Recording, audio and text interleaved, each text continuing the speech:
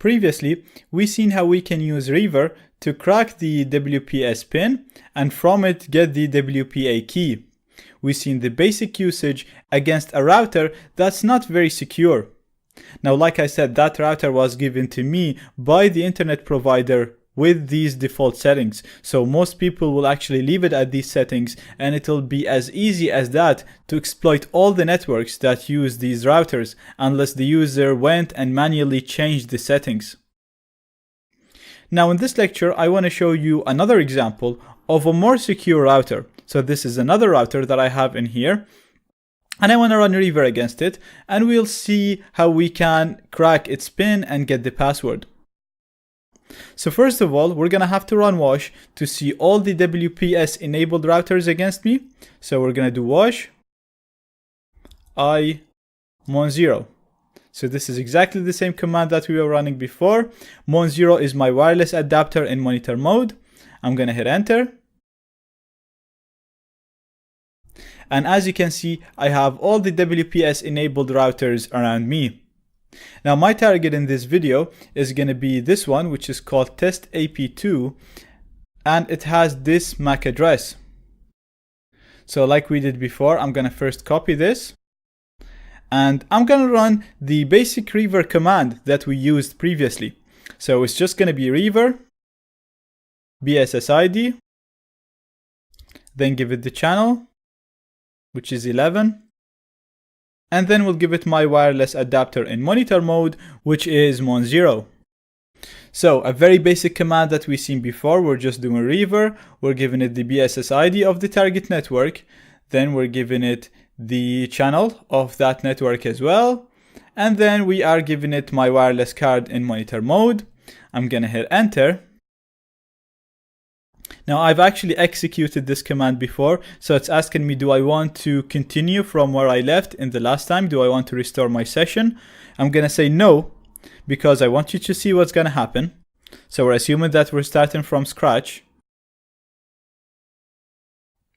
And as you can see, it keeps saying failed to associate with my MAC address. And this message will keep continuing to show in here. So will basically just be stuck in here, and we're just not going to get any results at all. So I'm going to first Control-C out of this. Now to fix this issue, we're going to manually associate with this access point. So I actually covered before in a full lecture how to run a fake authentication attack. This is exactly what they mean here by association.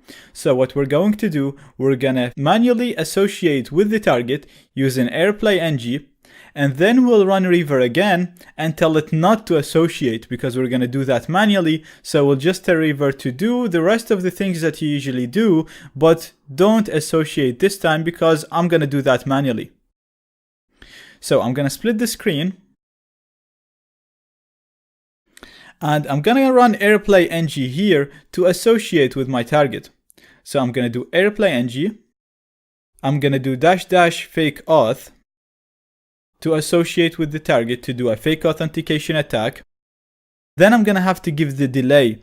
And previously we used to give this at 0 because we don't do this for a long period of time. So we usually don't need to stay associated with the target for a long period of time. In this example, we want to be associated with the target for as long as the time when Reaver is working. So I'm going to set this to 100. And what this is going to do, it'll basically set a delay of 100 seconds between the association attempts, between the time when AirPlay-ng send the fake authentication packets. Next, I'm going to have to give the MAC address of the target access point. So we're going to do -a and give the MAC address. Then I'm going to have to give the MAC address of my own wireless card, and we'll do that using the -h option. And to get my MAC address, I'm going to have to split the screen again and do ifconfig mon0. So we're doing ifconfig followed by the name of your wireless adapter in monitor mode. I'm going to hit enter, and under the unspec, this is your MAC address. So it's the first 12 digits of the unspec field. So in here, to type it, this is going to be 00, C0, CA, A2, A298. Finally, we'll type the name of my wireless adapter in monitor mode, which is Mon0. So I'm going to close this here. And I'm just going to go over the command one more time.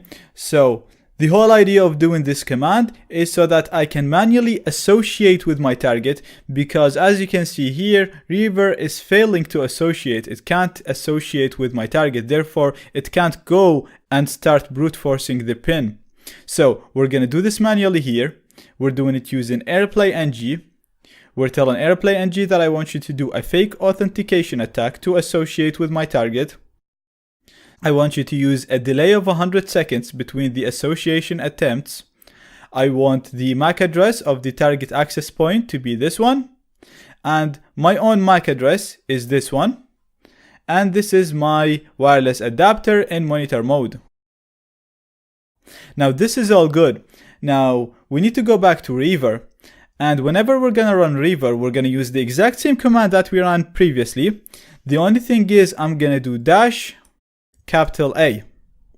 Now I didn't discover this myself. If you just do Reaver dash help, you'll see all the options that you can use with Reaver, including the dash A, and you'll see a description that you can use this to tell Reaver not to associate with the target.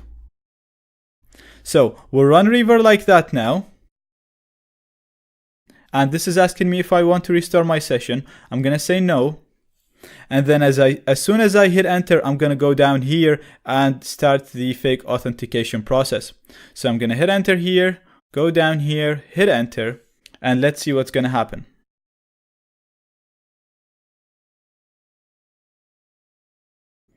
And perfect. Now we managed to bypass this issue.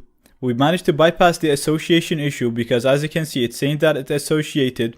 And it looks like it's trying to guess it, but for some reason we're not moving ahead. We're still stuck at 0.00%. So for now, we actually bypassed the association problem.